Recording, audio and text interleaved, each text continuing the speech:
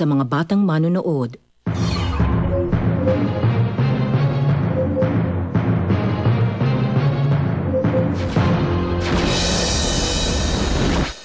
Isa na namang magical adventure sa mundo ng science ang ating tutuklasin ngayong gabi, mga kapuso. Samahan niyo akong alamin kung science nga ba o magic ang dahilan sa kakaibang experiments na gagawin natin ngayong gabi. Dito lang sa I Believe.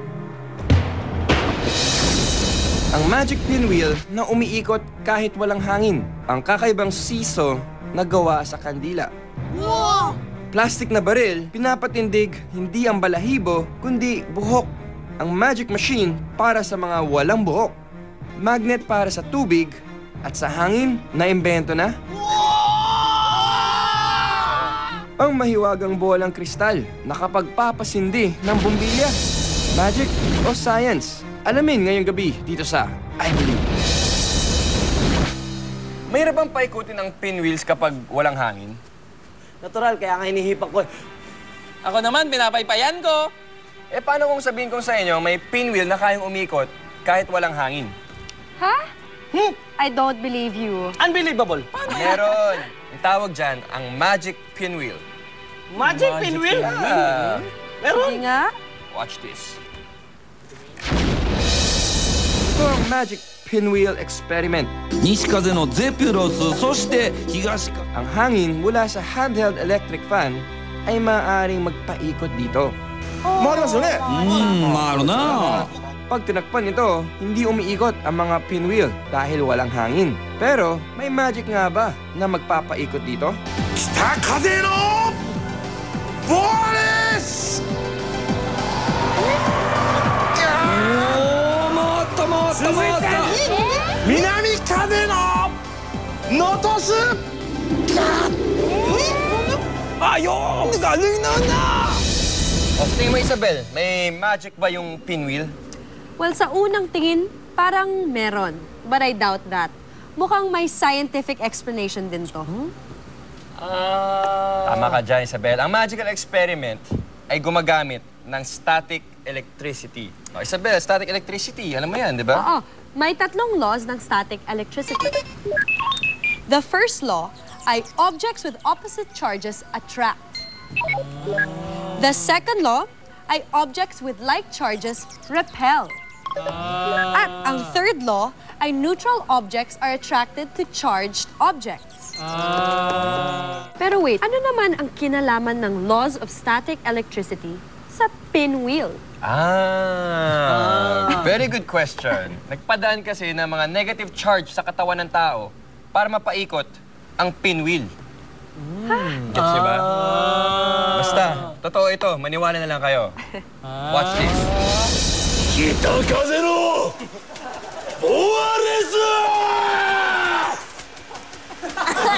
Hindi nanggagaling sa daliri ng tao ang negative charge dahil ang katawan ng tao ay walang specific charge ng electrons o protons. Para magkaroon ng kuryente na magpapaikot sa pinwheel, dapat ay mawala ang balanse ng positive at negative charged particles nito. Sa experiment na ito, ang ginamit na source ng negative charged particles ay ang isang electromagnet. Ang pinwheel naman ay kinabitan ng negatively charged metal object. Nang hawakan ng lalaki ang electromagnet at tinuro ang daliri niya sa pinwheel, nag-travel ang static electricity sa kanya ボーレス。おお。 mula sa electromagnet papunta sa metal object na may negative charge na nakakabit sa pinwheel. Ang tawag sa pagdaloy ng kuryente mula sa electromagnet papunta sa pinwheel ay induction.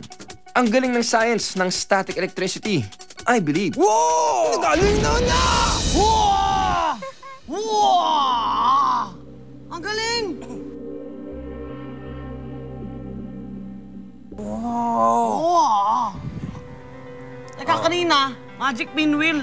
Ngayon naman, kandilang nagsisiso. Siyempre. Napapabilib mo naman kami. Oh, I'm sure mas bibilib pa kayo kung sasabihin ko sa inyo na kaya nyo rin gawin ito sa bahay. Talaga?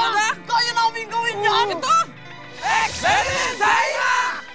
Ito lang ang mga kagamitan na kailangan natin.